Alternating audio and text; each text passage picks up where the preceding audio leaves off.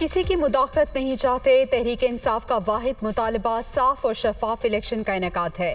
इमरान खान की दुनिया न्यूज़ से खुसूसी गुफ्तगू। इस्लामाबाद में धरना होगा या नहीं, रिपोर्टर का सवाल। अभी तो पार्टी शुरू हुई है, पीटीआई चेयरमैन का जवाब।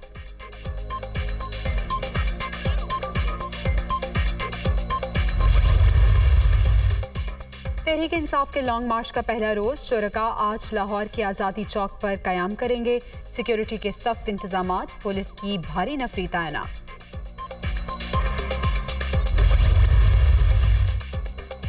और किसी भी जत्थे को इस्लामाबाद पर चढ़ाई नहीं करने देंगे। इमरान खान का सारा बयानिया झूठ पर मबनी था। लॉन्ग मार्च वाले कानून के मुताबिक आए तो जिम्मेदारी निभाएंगे। राना सनाउल्लाह की मीडिया टॉक।